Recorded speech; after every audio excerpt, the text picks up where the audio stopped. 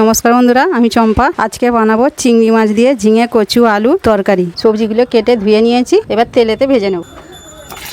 একটু হলুদ দিয়ে দেব, কচুর মধ্যে একটু লবণ দিয়ে দেব, দিয়ে কচুটাকে ভালো করে ভেজে নেব।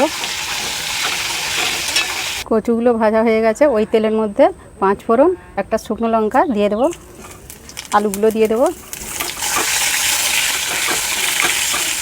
আলুগুলো ভাজা হয়ে গেছে, কুচিয়ে রাখা পেঁয়াজগুলো দিয়ে দেব।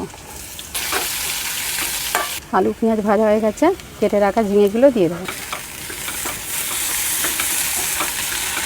কেটে রাখা টমেটো কাঁচা লঙ্কাগুলো দিয়ে দেবো।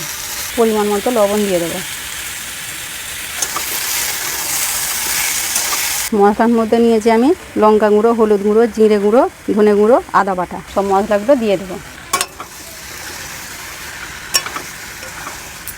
তরকারিটা ফুটে গেছে, ভেজে রাখা কচু আর চিংড়ি মাছগুলো দিয়ে ঢাকা দিয়ে দেবো।